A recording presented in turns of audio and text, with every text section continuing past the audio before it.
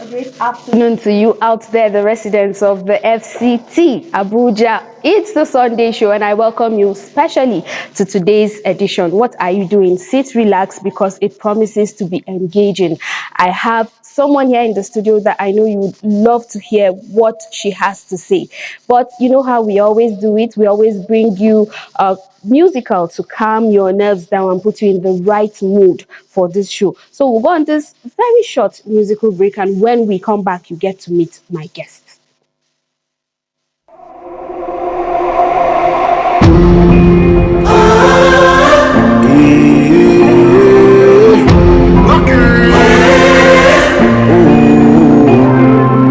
This joy that I have, the world can never take it from me. No, no, no. Yeah. This peace you have given me, the world can never take it from me. No, no, no. Oh, ayọ̀ tí wọlé ní òde, ire tí wọlé ní ògo. Ayọ̀ tí wọlé ní òde, ire tí wọlé ní ògo. Daily as I live, it's your blessing I see. Your goodness and mercy always follow me. This love you have given me, it's sweet past this melody. Love me by mouth, yes you are good. Your joy they make me they sing like oh. Ayọ̀ tí wọlé ní òde, ire tí wọlé ní ògo. Ayọ̀ tí wọlé ní òde, ire tí wọlé ní ògo. Gbogbo ire tí mo rí gbà, agbára mi kọ́. Gbogbo ìbùkún tí mo ní o, iṣẹ́ Olúwa ni. Gbogbo ire tí mo rí gbà, gbogbo ìbùkún tí mo ní o, iṣẹ́ Olúwa ni. Gbogbo ayọ̀ tí mo ní sẹ́, gbogbo ire tí mo ní o, iṣẹ́ Olúwa ni. Gbogbo ire tí mo rí gbà, gbogbo ìbùkún tí mo ní o, óyá óyá.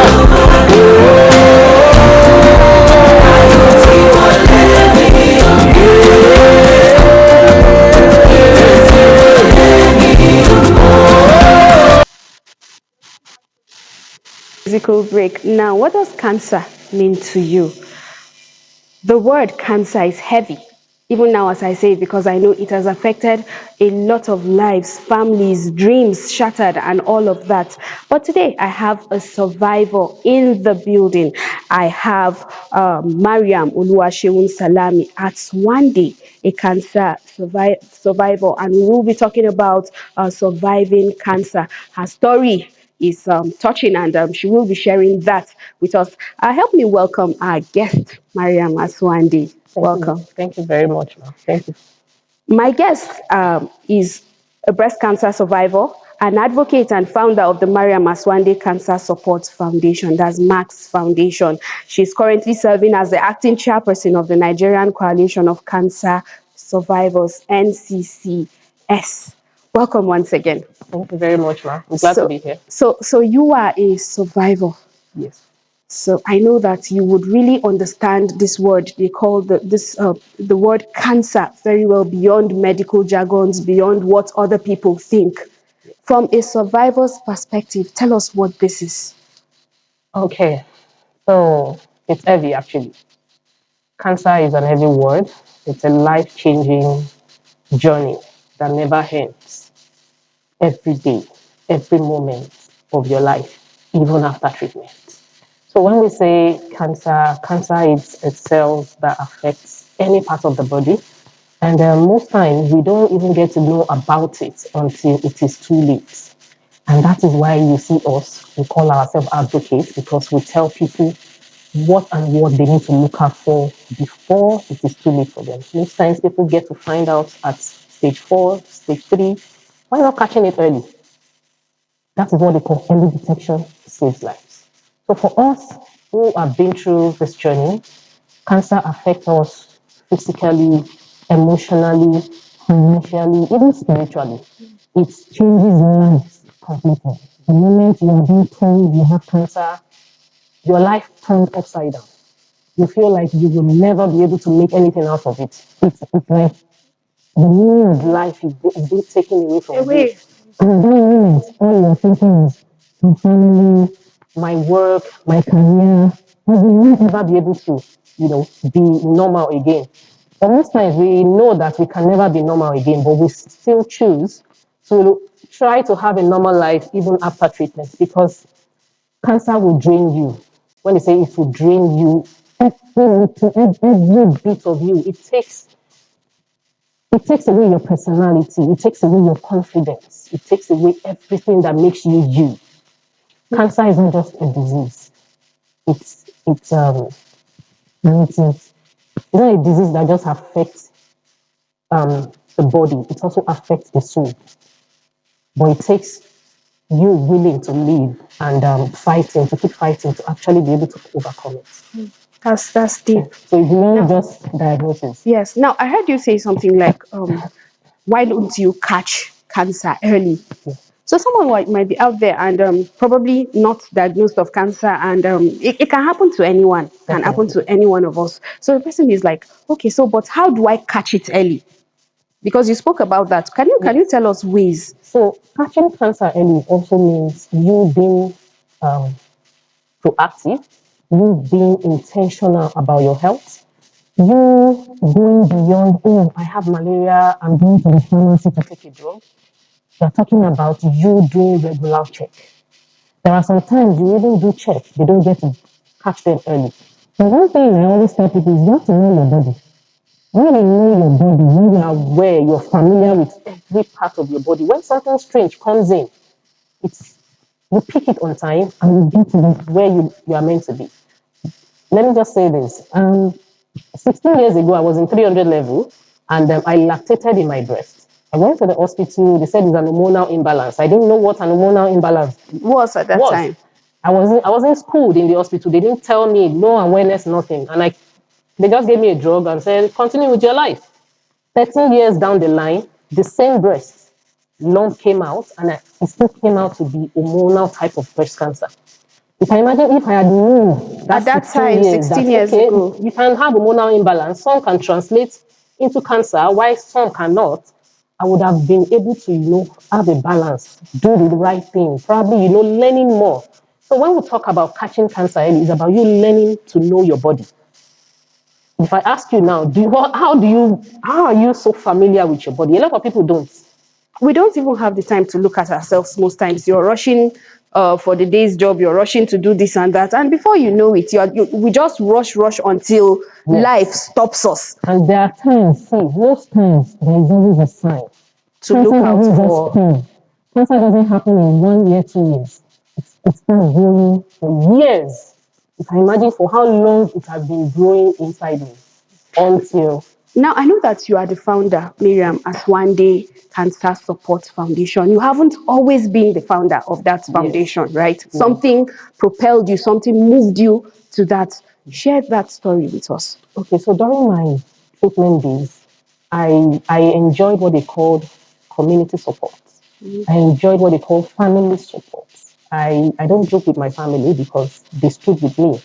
So for each and every one of us, when you have a support system and you're able to, that support system helps you to be able to overcome, it gives you a new purpose. I think that is one of the reasons why it pushes me into this area. Because I could see during my treatment days how patients were suffering, people were being abandoned, people who are meant to stand with them are leaving their own family. So at that moment, I felt we need advocates to actually speak about this. We need to, advocate for people who are being affected so that people will understand that it is at this period that your family actually needs you. That is not the time to desert a lot of people. And we've seen how stigmatization during that period. I was also stigmatized, but I had to tell myself what will happen to another generation ahead of us. This Gen Z generation. They really do not know much. They are on social media, but they don't know. So why not use my own experience? Why not use my own lived experience to talk? When people from nowhere, we get calls, we get messages So on what social media. exactly do you do there? You talk to people. Okay, See, creating awareness. yes, it is just creating awareness. When we talk, people get to learn that no, it is not a death sentence. And when you find it on time, you have a higher chance of Of beating it. surviving. But when you find it late, and you see, there are people who even find it on time, but they run away from the hospital. Or they will even present early, but immediately they tell them that, oh, you are going to do chemo. They will go and listen to one elder somewhere. They will listen to someone somewhere who does not know what cancer is. They'll be the one, giving you wrong information, a whole lot concerning how treatment is meant to heal you and all that. But when they see us, because we are the hope, when people see us, they tend to understand that when this person is leaving, I can also beat it. Okay, so the Sunday show is a call-in program, but Okay. before we would go on a break, when we come back, we'll open our phone lines. But before we do that, I'd like you to tell us about the number one myth that Nigerians have about cancer. Yeah. What are the myths, and how can we tell people that these are just myths? How can we educate people? Okay.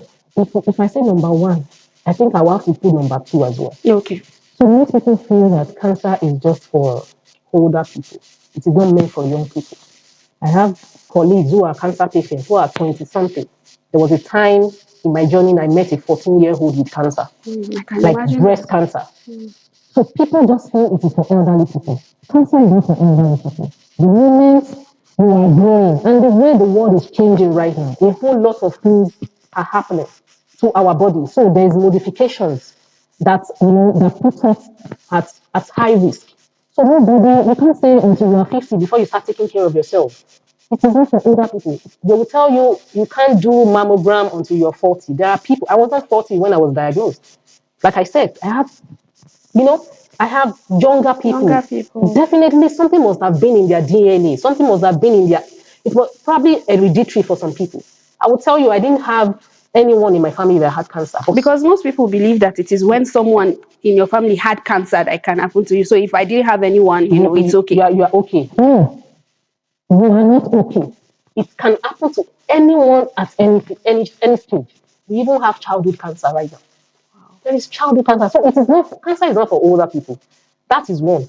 Another major one that I really do not like talking about is spiritual. The myth that cancer is spiritual. When you have cancer, they will tell you go to the mountain. Somebody must have done juju for you or to you somewhere. I am not saying there is no spiritual, but there is. God, even the Bible say, how do I put it? Wisdom is profitable to direct. Even God gives our doctors, you understand, they give them wisdom to be able to understand what these things are. So when somebody finds it, don't tell them that, oh, you have to go to a mountain for you to find a solution. Okay. Of cancer, and how many are down with cancer and trying to survive. The first question they would ask you, I'm sure, when they meet you is, how did you survive? What did you do? Okay, so when I was first diagnosed of cancer, when I was told, I felt like my world was over. I felt like giving up. I cried days, weeks. I kept asking, what could have gone wrong? Why me and all that? But at that point, my son was just 2 years old. Oh my God. And I thought, if I go, if I don't stand and fight, who do I leave him for? Because I know how much he has suffered. At that point, I poured my anger on him. I was so angry with myself, with my God. To be sincere, it's not a state anybody wants to be. But when people are being diagnosed at this point, people don't get to have support system or have somebody who has walked that journey and talk to them. I had a sister that met me in the hospital, saw me crying, and she was like, you were diagnosed of cancer and you're crying. She said, me, I have HIV, I have cancer. And that was when my eyes opened. I closed my eyes. May her soul rest in peace. Amen. She passed on. Yes, she did. Amen. And at that moment, I received strength that I never knew I had. You will see me in the hospital speaking to people while I was on my own treatment. I was going for chemotherapy, but I was using that to encourage myself. I saw people that their cases were way too more than my own, and I started speaking to them. I started encouraging people, and that is where this whole journey started with. Started So from. I forgot to say that our phone lines are being displayed now. You can call us. My guest is in the house. If you have a question to ask her or you want to contribute, we're here in the studio and our phone lines are being displayed now. Okay, so where I started my treatment immediately, and that is the beautiful thing about cancer. When you are being told, don't go back home and rest. When you are being told, start immediately. Ask for help. Ask for support. A lot of people don't even have the money from the start. But you see, the moment you start speaking out, you start speaking up. I think that's the main challenge most of us don't, we don't see that it's very, very important actually. So tell people to speak up. So when someone comes to me now, I tell them, I don't have money to give you, but I'll tell you, speak because you don't know who is sitting beside you. So I started speaking up. I put myself on social media. I started asking for money. My family did everything they could to help me. And that is what brought me here today. Because I had love, I had support. My husband, thank you so much. I had. We have our first caller for the day. Hello, good afternoon. Good afternoon. Welcome to the Sunday show. Tell us your name and where you're calling from and then make your contributions. My name is Aja Ibrahim. Okay. Where are you calling from?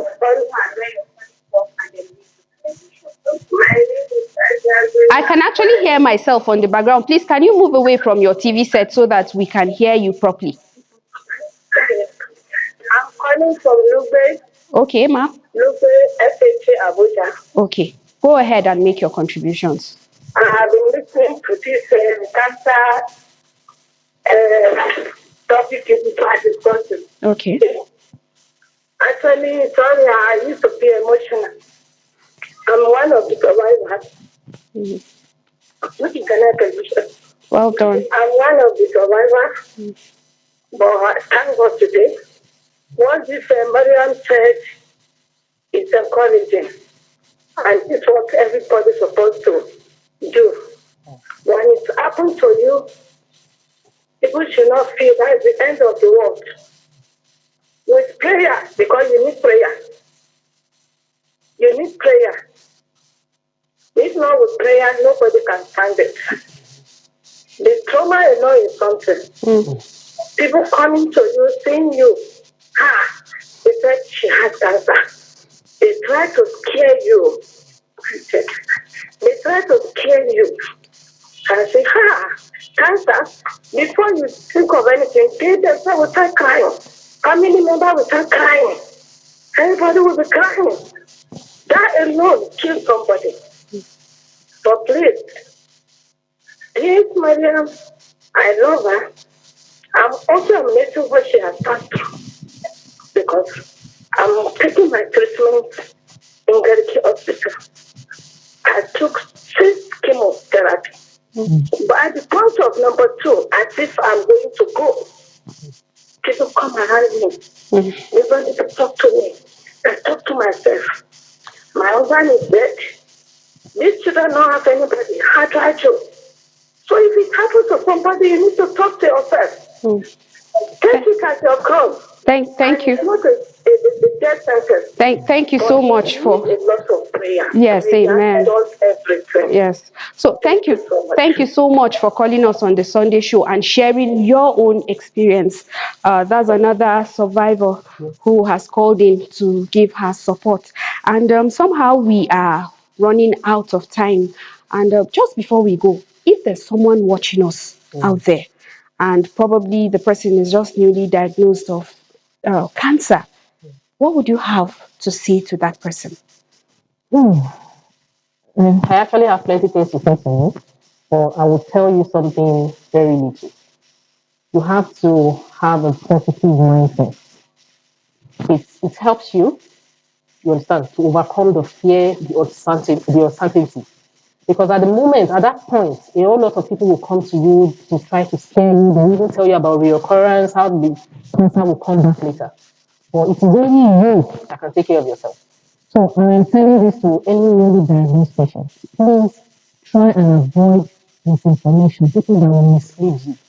Because when you mislead you and leave you at the roadside, you'll be the only one to battle with this consequence.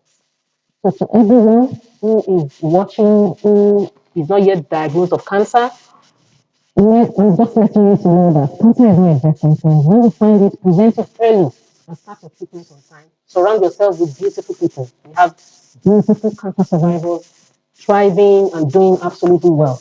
All right. Thank you very much. Thank you so much, Miriam Oluwaseun Salami at One Day of the One Day Foundation for coming on the Sunday show. You Thank made you it very much. beautiful, and we've learned from your wealth of experience with cancer.